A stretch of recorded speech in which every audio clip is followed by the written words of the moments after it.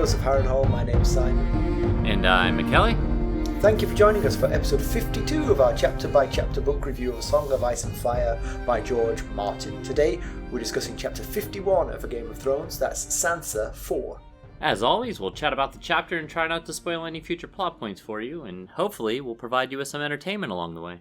We will summarise what's happened, discuss our thoughts on it, provide some useful background, compare it to the TV show, indulge in a little pedantry, and cover some reader mail. Be sure to check out our show notes, particularly if you're not reading along with us, because they'll give you some extra information to keep you clued in. How are you? I'm alright. How you doing? I'm good. We're recording this very close to the previous one, so not much water has passed under the bridge since the last time. How's Penny doing? She's doing good. She has peed on the floor now. Well, then she's officially a member of the household. I guess so. But she's strange because she won't pee. I mean, I let her out first thing in the morning because we have a fenced yard. She doesn't pee. Then I take her for a long walk and she doesn't pee. And then I bring her home and then she starts to get agitated. And I'm like, dude, all those opportunities. That's when you... A lot of opportunities to pee there, Penny. Although Penny, she's not the only Penny to pee on your floor, so... That's true. That one has done it too. Is it time to tell the story? Well, we could. I mean, you can always edit this out if it's too long. So, my other dog is named Twiggy, and we've had Twiggy for a good few years now, 3 or 4 years now. And when we first got her, she was terribly nervous, particularly when I was alone in the house with her. And she still is, to be honest. She's never quite warmed to me, so she gets nervous. But when we first got her, we were asleep one night, and it was so very late.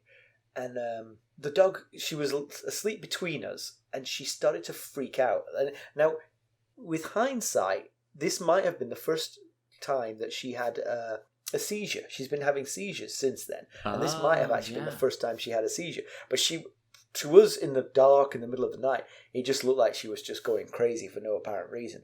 So she was salivating and terrified, and I put it down to there was a beam of light coming through our window that was hitting exactly where she was lying, and she seemed to be sort of jumping out of the way of it as if it was hurting her. But I was like, oh, you crazy dog. But Carson, she disturbed both of us. Carson stumbled off to the bathroom, and while she was gone, I tried to comfort Twiggy. I was like, it's okay, because I started to worry. I mean, she'd had a few accidents around the house. I was like, if she doesn't calm down, she's going to pee herself in the bed, and that will be a scene at 2 a.m. So I reached out and I stroked her paw, just stroked the sort of like paw, and it was distinctly moist. And I was like, oh God, the dog has peed the bed. So I roll over and turn on my bedside light, and I roll back. And exactly where I was stroking the dog's paw is not a dog's paw, but a freshly laid dog poo. Oh, I've been trying to hold my laugh so not to ruin the punchline. So I don't think I stroked her paw. What did you stroke? I believe the phrase is stroke the turd. So everybody likes this story. They all laugh at me for it. But it's become sort of like a catchphrase for sort of misplaced reassurance. Right, yep. Is that what's going to happen? Or are you just stroking the turd? Yes, that is a famous line around our friends group. Mm-hmm. Yeah. Oh man, we've been waiting for an opportunity to tell that story on this podcast for a while. This seemed like the right time. It's been in the notes since like episode 4. It has. We can finally take it out of the notes. Yeah. You see what's right before this. Oh yeah. One day we'll get to that. Right. It may have to take one of us leaving our current job before we can tell that story. I wonder if there's a way to tell it without conveying who the source. Let's just leave that as a tantalizing one for the future. Someday we'll get to that story. In the meantime, we should probably get down to business. The one you're not telling is one of my all-time favourite stories. I always think to myself, if I ever quit my day job to become a stand-up comedian, my first set is going to be retelling that story. That's it. That's my first set. That's your whole first set. Yeah, I mean, what else do you need? It's so good. It's so good. It is good. But and you throw in the misfortunes I have with dogs pooping in the bed right next to my ear.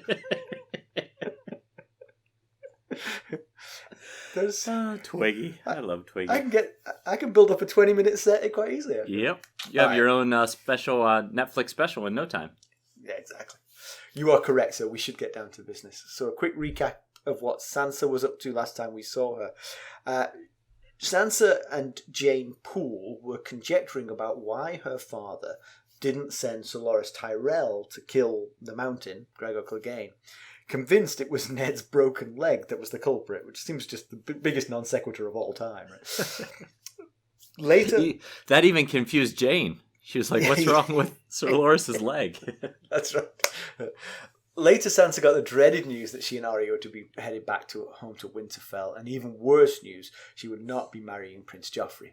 During the ensuing argument, Sansa provided the spark Ned needed to realise that the secret he'd been chasing, that Joffrey was not Robert's child. More recently, she stormed out of breakfast after Ned refused to allow her to say goodbye to Joffrey before she boarded the ship back to Winterfell. All right, why don't we give them the summary? So, Sansa's been confined to rooms within Maegor's keep for 3 days. She was brought there by Sir Aerys Oakheart of the Kingsguard to keep her safe, in the Queen's words. Her only companion is a tearful and frankly useless Jeyne Poole. Sansa is even forced to dress herself. The horror. She recounts how she always grew up to the sound of swordplay and practice in the yard, but hearing the real thing has a different quality, and the heroes in the stories don't yell out in agony as they die. They've been fed, and on the third day, clothes were brought to them from the Tower of the Hand. From their window, it's clear that the fighting is over and that the Lannisters have won. She's less sure on exactly who has lost. On the second day, bells tolled, and Sansa intuits that this means that the king is dead. That night, she dreams of herself as the queen next to Joffrey. On the third morning, Sir Boros Blunt takes her before the queen. Sansa notes that Sir Boros, of the Kingsguard no less, is sporting a very fetching lion clasp on his cloak. They go not to the royal chambers, but to the council rooms where Cersei is surrounded by the remnants of the small council and the paperwork of duty. Sansa notes Joffrey's absence and the fact that they are all dressed in black. Cersei is solicitous, but mad at Blunt when she discovers that Jeyne was locked up with Sansa. They arrange for Jeyne to be removed. Littlefinger offers to find her a place, which, given Littlefinger's profession, is probably not great news for Jeyne. Right. Sansa cannot understand why they cannot take Jeyne to her father, Vayon Poole. But this is just one of the many red flags that Sansa manages to ignore, particularly when Cersei tells Sansa that she and Joffrey love her. That'll do it. The council explain that her father is a traitor. They bring out the letter that was intended for Stannis, which is pretty damning, except for the whole being true part, of course. Sansa blusters, but the council redirects her worries by explaining that this means she cannot marry Joffrey. Wait now. Never mind her dad's treason, and possibly being dead, she needs to marry Joffrey. Cersei agrees that Sansa has been loyal. She came to the queen and explained her father's decision to get the girls out on the ship. It was then that Cersei prevented Sansa from returning to the Stark fold.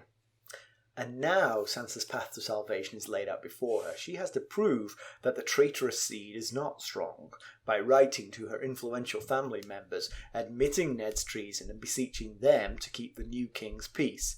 If they come to King's Landing, bend the knee, then why shouldn't she get her happy ending? Sansa is assured that Ned is fine and his fate lies in Joffrey's hands. Sansa somehow convinces herself that this is good news, that Joffrey's kindness will win out. Sansa's returned to her now empty cell, and as she reads fairy tales alone, it dawns on her that she never thought to ask about Arya.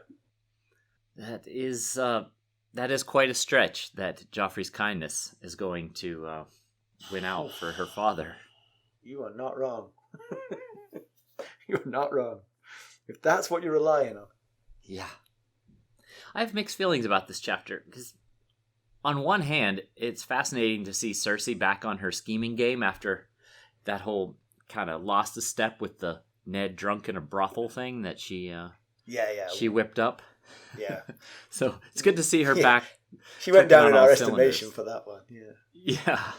But on the other hand, I get a queasy feeling watching this young, naive Sansa get manipulated so easily and turn on on her family to please Cersei and chase the queen dream that she has. But if you think about it from a 12-year-old's perspective, not many would have stood up to some of the best schemers in the land here. Yeah, I mean, that she's going to write to her family members asking them what she's been told to ask them is perfectly reasonable. It's the delivering herself to the Lannisters which was the unforgivable part of this. Yeah. If Arya had been captured, I would expect her to write the letters that the Lannisters want them to. Because you can't stand up to them. You're a child. Yeah, I wondered how Arya would have handled if the roles had been reversed and it had been her. It's not a apples to apples comparison because Arya has no queen aspirations and she certainly doesn't love Joffrey. So, they wouldn't have as much to dangle in front of her. But that's exactly right. They would have found other things with which to goad her. Her father's safety relies on it. Yeah, that's true. She would have done something with that. So, recapping what went on. So, Sansa and Jeyne are in the top room of the highest tower of Maegor's Holdfast, not the Tower of the Hand. It's at first in the chapter, it's unclear how they got there. So I wrote a whole block of pedantry around this, right? Which I then had to undo when I read the rest of the chapter. Jeyne arrived later. Sansa was there on her own for a while. Jeyne arrived later and told Sansa that they're killing everyone. There are bodies and blood throughout the Tower of the Hand. Yeah. So Sansa knows nothing. Yeah. She's not left the room. She's heard the fighting, which began shortly after she arrived in her room, but she's clueless to the events that have been unfolding. Yeah. So Jeyne's been crying for the whole 3 days, but again, I mean, Jeyne's witnessed some pretty terrible things. Right. So I have a little bit of sympathy. Yeah, you could get that a bit. I mean, Sansa doesn't really know how bad things are out there. Jeyne saw it firsthand. Yeah. On the second day, they hear the bells, and Sansa somehow figures out that means the king is dead. She is right for once. Usually, her instincts are entirely wrong, but she was right on this one. Yeah. Although actually, they ring out a day late because if you think about it, they should have rung out the day she was captured. Her first day. Yeah. Yeah. So Sir Boris Blunt comes. He's one of the king's guard, and he's wearing a lion brooch. More lion paraphernalia invading the royal space. That it is. Yes. And this is when she's thinking back a little bit, and we get the line that she ended up in this room in Maegor's Holdfast rather than the Tower of the Hand. And at this point, all we know is that the queen told her it was to keep her safe, that Joffrey would not forgive her if something happened to Sansa, that is. And the thing I have that sticks with me on this is she didn't question, keep me safe from what? She seemed to be totally not rattled by the fact that she's being taken to the very top of the tallest tower in Maegor's Holdfast to be kept safe.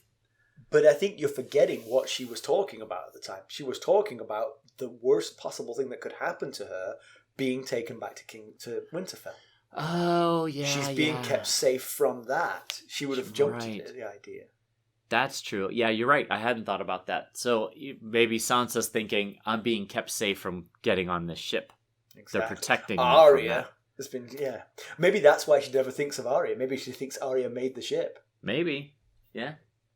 Although she admits herself she didn't think about her, but maybe that's right. That's how she's going to rationalize all this. Right. Well, she got on the ship. I thought you were on a boat. But rather than Sir Boris taking Sansa to the royal apartments, which is where she thought she'd be going, instead they end up in the council chambers, and Arya thinks it's as splendid as any room she has ever seen, and the queen has the sweetest, saddest smile that Sansa has ever seen. So clearly Cersei's right up there. Her acting skills are on par with Lord Varys. So Cersei learns that Jeyne has been in the cell. Well, we say cell, but I mean, they're just locked in apartments. It's not unpleasant what they're being held in. But she learns that Jeyne's been there too, and she's furious with the Kingsguard for allowing this to happen. She arranged for Sansa to be sequestered on her own. The last thing she wanted was for her to get outside information. Right, especially from a terrified young girl. Exactly, who has witnessed the atrocities that the Lannisters are perpetrating. Right, yeah.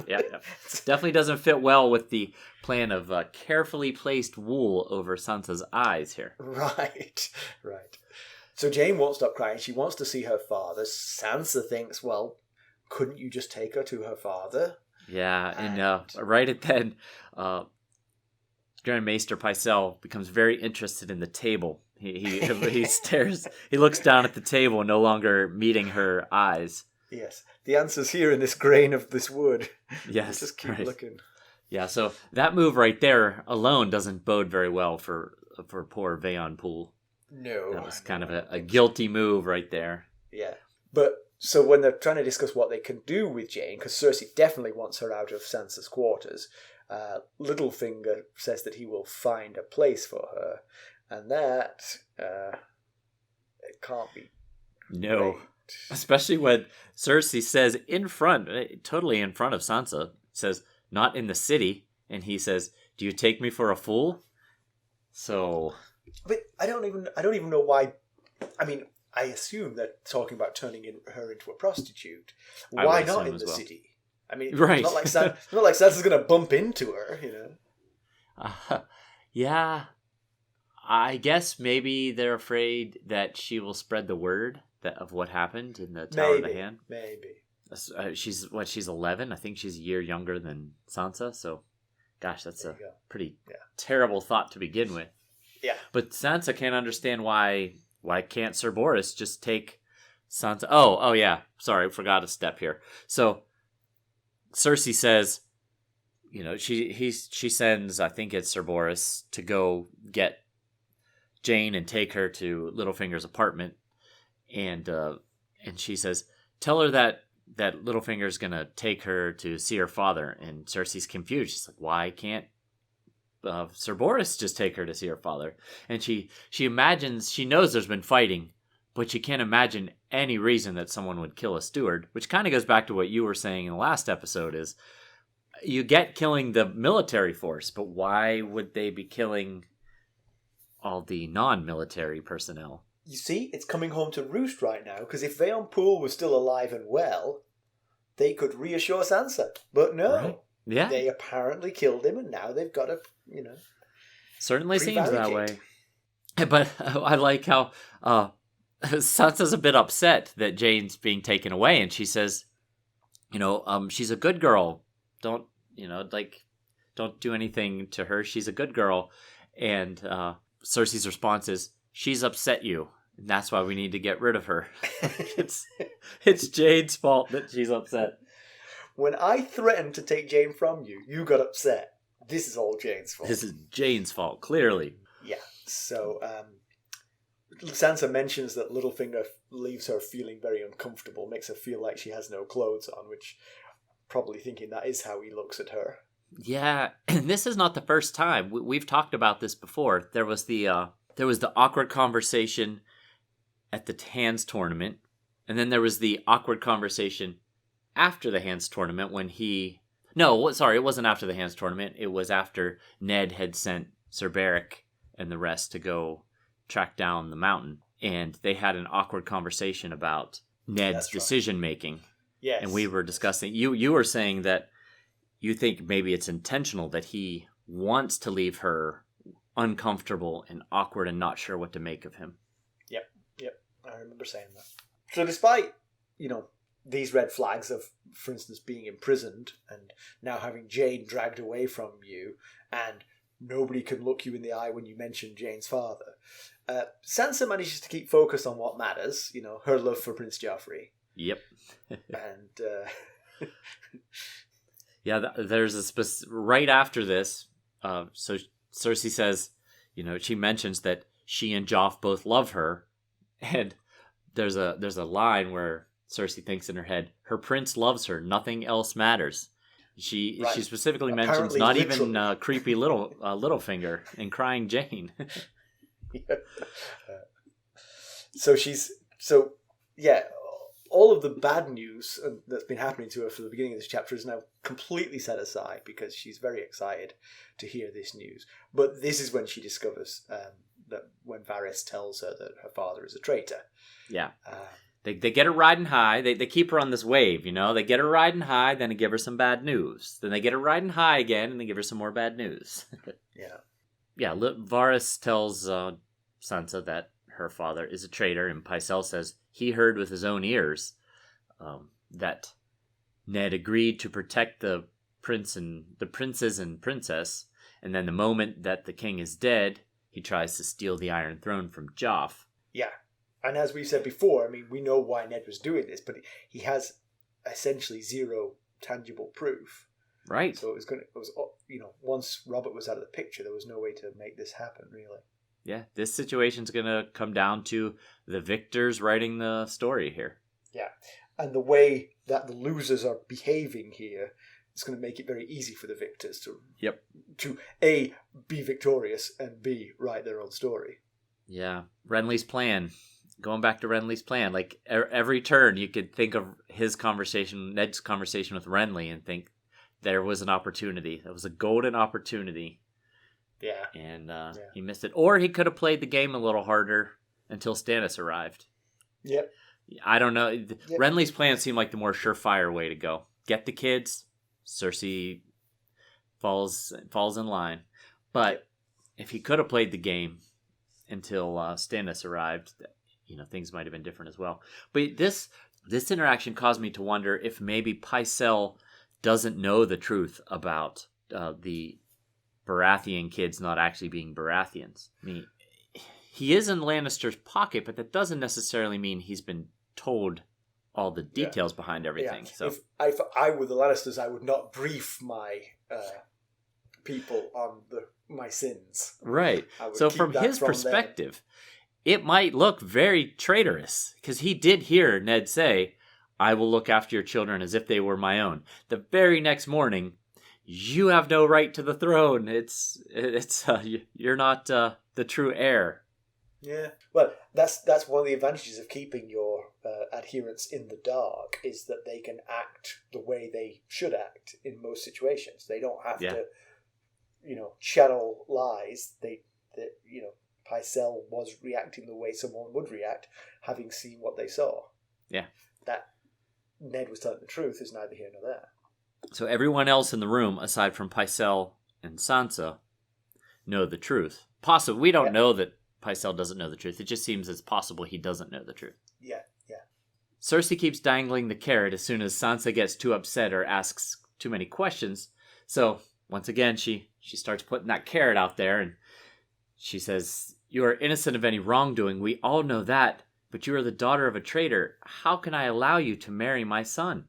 And, she's basically saying, "You used to want to be queen, right? Well, you better act quickly before it slips away." Yeah. And so the reaction she's looking for is that it would be terribly unfair on Sansa if Joffrey's taken away from her for the actions of her father. Yeah. And that's exactly what her thought was. She got the reaction she wanted. She thought, that's not fair for me to lose Joffrey because of what my father did. She's already starting to accept that their version of the story is correct here. And at this point, Sansa gives us sort of the backstory of how she ended up in Maegor's Holdfast. After the breakfast where she's told she can't go and see the Lannisters, she goes and sees the Lannisters. She runs off and tells them what's going on, that she and Arya are to be shipped out. I tell you. And that's the last time she sees them before this scene. I mean, she has not seen Arya and Ned since that moment. Yeah. Because she categorically disobeyed what Ned told her to do. I wonder if Ned should have, just a thought here, I wonder if Ned should have confided more in her. I had that same thought. Yep. Literally said to her, they are, Joffrey is not the heir to the throne, so marrying him won't help you. Yeah. And when Certainly this all comes to light, they're going to be turfed out of here. Yeah, it might have prevented this situation at least. At the very least, maybe have a sit down with her and say, Joffrey isn't the boy, I know he tried a little bit when he told them, "You're going home to Winterfell." He said, "I'll find a better match for you. Joffrey's not the boy you think he is." But maybe sit down and have a heart-to-heart like he did with Arya earlier in the story. Yeah. But if Syrio survives, I think we've got a new simile for him here, because once again she refers to this act that she did here as being as wicked as Arya. Mm-hmm. So that'll go right in there with strong as a bear and quick as a snake, wicked as Arya. So after spilling the beans to the Queen and giving the Queen the last information she needed to help spring her trap on the Starks, she's escorted to the tower room by Eris Oakheart, another one of the King's Guard. Sansa doesn't seem to question this. Seems like to her it's perfectly normal. But again, I think what we said before makes a certain amount of sense. We're going to look after you. We're going to hold you so that Ned can't put you on that ship. And that might just reassure her enough to play along. I hadn't thought about that. Makes sense, though. And then, of course, the fighting breaks out while she's locked in this room. Yeah. So the attack came what appears to be pretty soon after breakfast, because Arya was still in her dancing lesson with Syrio. So I feel like there's an either or here. Did Sansa's warning speed up the timeline for the Lannister aggression? Like, this is the last chance to get the kids and force Ned to cooperate?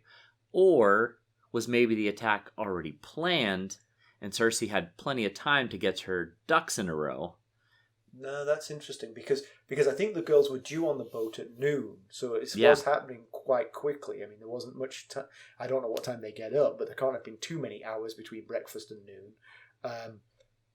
Maybe that's why Ned and the small council received a sort of peremptory summons from the new king. Basically, after this meeting, Cersei went, "Get her to the tower and let's get to the throne room with Joffrey straight away and call the small council to us." Yeah. Yep, that's definitely one of the options there. Yeah. So yes, I think it did. I think it did speed up the timeline. Yeah. If it's the other option, if they had already planned, as soon as Robert's dead, we're going to make our move on the Starks, then Sansa gave Cersei quite the gift of herself, because they didn't have to hunt for her. She just came willingly to them. Right. But not only that, I mean, the fact that the girls might have escaped. I mean, the Lannisters didn't know the girls were out of here. Yeah. You know, so if they just kept quiet, the girls, even if the timing of all this was unchanged, the girls might have got on that ship. Yep. Ned could have walked slowly to the throne room to make sure the girls got on that ship, you know. Yeah, he probably did walk pretty slowly, since he only has the one leg. Yep. But one thing we know for sure is that Cersei went to that throne room knowing that she had Sansa as a hostage. Yeah, that's interesting, because she never mentioned that, did she? No, but she sure was arguing from a position of power. Yeah. And I guess she always had it in her back pocket if it started to go against her somehow. Yeah. She didn't need it, but she had it if she needed. Yeah. So back to the current scene between Sansa and Cersei. Sansa begs to allow, you know, she wants that carrot. She wants to marry Joffrey. She'd be ever such a good wife, be a queen just like you. And obviously that flatters Cersei, and she takes pity on her and asks the small council their opinions on Sansa. And Varys says, well, her love is so true and innocent, it would be cruel to deny it. And yet, what can we do? Her father stands condemned. And yeah, he took the stance we were expecting, the self-preservation stance, because we know he's plotting something, so he needs to be able to stay in his position of power. So if he wanted peace for the plot, which is what Illyrio asked him to do, stall the war that looked like it was coming, then at this point, a controlled and contrite Ned is probably the safer bet for peace than the war option that probably would have come had he backed the Ned and Stannis side. Yes, good point. Pycelle says that a child born of traitor's seed will find that betrayal comes naturally to her. She is sweet now, but in 10 years, who can say what treason she might hatch? So, again, like you said, if he doesn't know the truth, then what he heard Ned agree to them makes him seem traitorous. Not loyal. We think of Ned actions as loyal, but to anyone outside the circle of knowledge of Joffrey's parentage, it does seem like he was a traitor. Right. But of course, Sansa is denouncing all of this. She would never betray her beloved Joff. Yeah. And then Littlefinger says that Sansa seems to be more like the mother than the father, sort of like giving her an out.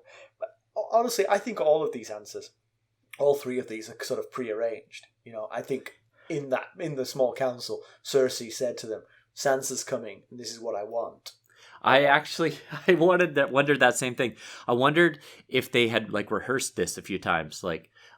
Sir Mandon, you walk in, you play Sansa. We're gonna run through how this is gonna go.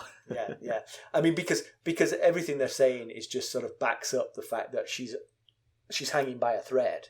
Yes. Yeah. None of them are saying absolutely not, but they're all sort of reinforcing Cersei's. Yep. Yeah. You could take a chance on this one, but I don't know. You're going to have to get something from her, some promises. Yeah. They're all carefully leading her down the path that Cersei wants her to be led down. Yeah. But again, Littlefinger's comment is about, he loved Cat, and now he's saying that Sansa reminds him of Cat again. So, yeah. I wonder if that is part of the whole creepy vibe that he gives off. If he's fascinated by kind of like the ghost of the young Cat that he once knew, Yeah. Maybe he can't stop leering at her because she looks so much like the cat that he loved years ago. Anyway, so the carrot's back out. And Cersei's dangling it in front of Sansa, trying to get her down the path to where she wants her. And she says, "If I could truly believe you're not like your father, nothing would please me more than for you to marry Joff." And then she throws a little more poison in her ear about her family and says, "I just have to remember about when your sister set her wolf on my son." But Sansa was there, Yeah. Sansa was there, but has chosen to disbelieve her eyes. She's gone for the alternative facts. And Yep. Yeah, I mean, that's the thing, it's one more red flag. I mean, every time they can't look her in the eye about Jeyne Poole, they reiterate this thing that she knows is not true. Every time this happens, she should be like, what am I doing? Yeah. I'm with the wrong people here. Taking Jeyne to see her father, but really taking her to Littlefinger's apartments. Yeah. So Sansa sort of seems to buy into the idea that traitor's blood is a real thing, but she says, "I'm not like Arya. She's the one with the traitor's blood, not me. I'm good." So she basically accepts the accusation against her family in order to continue her chances with Joffrey. So Cersei's got her where she wants her, and now she sort of says, well, this is what it's going to take. The rest of her family have to remain loyal. It would go a long way to allaying the fears of Sansa as a traitor. And this all makes sense. I mean, she doesn't want war in the realm, and Sansa's family. And remember, Sansa's family is pretty broad because it's the Starks, but it's also the Tullys of River, and it's also the Arryns. Yeah, three Lord Paramounts. Right. Are members of her family. So. Right. So if she could write to them and get them on board, that would prevent war in the realm. And as Cersei says, go a long way to convince her that she isn't a traitor. Yeah. And it does feel, at this point, based on the things that she's saying, that Ned is alive, because you'd think she would be taking a different tact if he were dead, like the stable boy said that he was. Yes, true. Yeah. For instance, Pycelle didn't look down at the table when they mentioned Ned. Yeah. He did when they mentioned Jeyne Poole. I was thinking more of if he was dead, they might be trying to get a different end game from her, because eventually it's going to come out that he's dead. They could only delay for so long. Yeah, true. Although, I mean, if he is dead, then getting her to write these letters quickly would probably be a good idea. To stall a little more. Before she discovers that he's dead, while she still believes he's okay. Yeah, that's true. So they're discussing the family members of Sansa's family members, and Littlefinger counsels that it's Cat and the Tullys that are the biggest threat, not the Stark boys, not Rob and Bran and Rickon. Although you got to watch out for Rickon. He'll sneak up on you. Yeah, riding that wolf. Yeah. So she's to write the family, tell them of Ned's betrayal, urge her mother and her brothers to keep the king's peace, come to King's Landing, pledge fealty to Joffrey, and tell them that she's with Cersei and she's being well taken care of. Which of course that's the hidden message there. Yes, that it is. That Sansa doesn't see, which is she's our prisoner. Yes, I've got your daughter. Do as I say. Yeah, and of course this also harks back to Mad King Aerys, who had Ned's father and brother come to King's Landing. Right. Yeah. And that did not go well for them. No, it did not. They did not leave vertically. So now Cersei dangles the biggest carrot yet that she has to offer. She says, if you do this, if you write these letters, then when you reach womanhood, you can marry the king in the great sept of Baelor. And all Sansa hears are the three words, marry the king. And it's something like her heart skips a beat or she catches her breath or something like that. But she gives one more attempt. She's really single focused on this. Wow, I'll be queen. I will get to marry the king. But she does make one attempt to get her father's side of things and says, if I could just talk to my father, if I could just see him and talk to him. And Varys says, about treason? and Cersei playing on, she's keeping her, she's doing a really great job of keeping her on this wave of emotion. She looks at her with eyes gone hard as stone and says, you disappoint me, Sansa. Yeah. So I think you're the one who brought this up in the notes, but I'll just mention it, that Sansa just completely misinterprets Cersei throughout this chapter, just gets her wrong from start to finish. But again, I think this goes to the fact that Cersei is telling Sansa what she wants to hear, whereas Ned was telling her what she didn't want to hear. Absolutely, yeah. And the fact that she's clearly a snake is easy to overlook when the snake is telling you what you want to hear. Yeah. Yeah, some of the description of what she thinks of Cersei during this chapter, some of the lines are, the sweetest, saddest smile ever, voice so kind and sweet, and she saw kindness in her clear green eyes. So she's seeing what she wants to see there. Yeah. So Sansa asks about Ned's future, and they assure her that he's not been harmed, but the king will decide his fate. And as we said during the recap, only Sansa could see this as good news. Right. Yeah, her thought is, her gallant prince would never hurt her father. Yeah. It's like red flags, like strobing lights of red. Why don't you go back to your room and snuggle with Lady? Oh, wait. That's right. How broken up was he about that, huh? Yeah. Yeah, she saw him with Arya and Micah on the Trident. I know she's 12. She can rationalize things that put things in her mind the way she wants. But, I mean, deep down, she has to know. She saw the way that Joffrey was trying to kill Arya with that sword. Yeah. And she knows he likes killing because she had that dream where he killed the White Hart. And she mentioned he loves hunting, but he especially loves the killing. So yeah. So she agrees to write the letters to Robb, to Cat, to Lysa Arryn, and to Hoster Tully. Yeah. So that's the thing. That I don't know. Maybe this is a pedantry thing, but just like with Bran's letter to Cat after he woke up, where is she sending this letter to Cat? Cat's. You don't know how clever the ravens of Westeros are. I guess so. Take this to Cat. Take it to a cat? It immediately gets eaten by a cat. They keep trying to send letters to Cat, and I feel like it's going to like this P.O. box that's just stuffed with mail. Like mail sticking out of the slot and stuff. So when she gets back to her room, Jaine's not there. So now Sansa has nobody but Lannisters and flatterers and fools to confide in. Yeah, and I really love the juxtaposition here between Sansa and Arya, is we've got probably the same time, Arya is running for her life, scared, alone in the dungeons.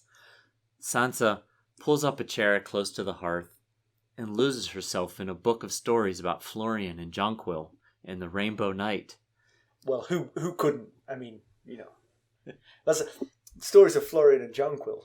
They'll calm the most troubled mind. It's like a cup of tea to an English person. And so, the chapter ends with her falling asleep and realizing that she never asked about her sister. Who cares about Arya? She's going to be queen someday here. Exactly. So to background, I don't think we've talked about Jonquil and Florian before, have we? No, I don't think so. They've been mentioned several times. So they're fabled lovers from yore. Jonquil was bathing in a pool with several of her sisters and friends when she was spied by a knight known as Sir Florian the Fool. They fell in love and were married, and the pool is now a bathhouse in Maidenpool, which is the seat of House Mouton in the Riverlands. So it's a real place. I'm not sure there's proof that Jonquil and Florian were real, but the place is real. And there is a tower in the castle of Maidenpool, which is called Jonquil's Tower. All right. The other fairy tale she's reading is about Lady Shella and the Rainbow Knight. And from my research, this is the only mention they get anywhere in the whole of the writings of George Martin. So we will never know what Lady Shella and the Rainbow Knight were about. Sounds like a good opportunity for some fan fiction. I could make that up. There you go. Dream that. You have plenty of time on your hands, don't you? Just whip that up. Yeah, you could do it while you're sleeping. Well, I'm asleep, yeah. Yeah, easiest way. Just tell me what to dream. So Sansa mentions before she is taken out of her room by Sir Boris that she keeps asking the staff that's bringing her and Jane food what's going on, and she says that they are avoiding her like she has the Grey Plague. So the Grey Plague, also known as the Grey Death, turns its victim's flesh into stone, and it's quite fatal, as you might imagine. The plague is the swift form of its cousin Grayscale. So Grayscale leaves your flesh stiff and dead, the skin cracked and flaking, mottled black and gray, and stone-like to the touch. Grayscale is prone in cold, damp climates like the Iron Islands and Dragonstone. But those who survive a bout of Grayscale turn out to be immune to the Grey Plague. Oh, that's very interesting. It's funny, when you started that, I was like, I'm sure it's got a different name. And I was like, and when you said Grayscale, I was like, yes, that's the name I was thinking. That's the name. But they're two separate things. Interesting. Yes, two separate strains. Okay. So, comparison with the television. So Sansa's treachery, her going to see the Queen, is completely dropped. Huh. Instead, when the fighting breaks out, she's just walking along with Septa Mordane. Septa Mordane, hearing the fighting, sends her to her room, where she's intercepted by the Hound. Okay. Jane is dropped. We've mentioned this before. Jane doesn't exist in the TV show, but she's right. dropped entirely. And so there's actually no sense of Sansa being sequestered anywhere. The next scene with Sansa after the Hound captures her is her with the Queen and the small council. So there's a less of a she did this to herself type situation there. Correct. Yes. You're definitely a different scenario for Sansa in the TV show, I think, because it's very hard not to blame Sansa for her own woes here. Yes, she brought a lot of this on herself. That being said, of course, if she hadn't have done, she'd almost certainly be in the same situation anyway. Yeah, they stormed they got Jane from the Tower of the Hand. They would have got Sansa too. Yeah, Arya just happened to be lucky that she was with the former First Sword of Braavos when they came to get her, and she's quick and scrappy. But as you said, the intel that they gained might have helped them time it in order to capture Arya and Sansa. Yes, exactly. That they didn't capture Arya is pure luck. The conversation with the Queen and the small council does take place in the Queen's chambers. Not in the small council room. Okay. But is basically exactly what we read. It's the threats, carrots and sticks to get her to write those letters. All right. So Pen and Dracona, as I said. Oh, go on. Sorry, you had a question about that. Where are we in the first season? I don't know. episode 7. I watch it piecemeal, you see. I jump around to find the bits from the chapter. Okay. So I'm not watching it in a coherent way, so I get confused where I am. I think episode 7. All right, so we're still on pace to finish season 1 with the first book. Yeah.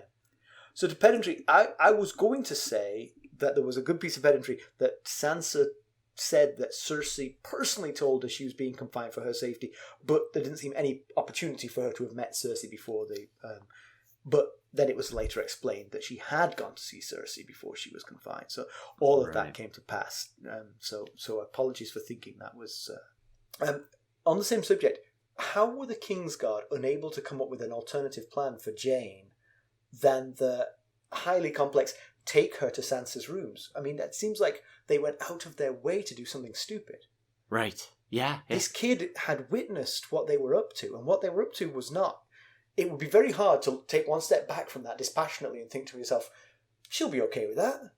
She'll give a good report to Sansa about all the things we're doing for the kingdom. They're planting crops.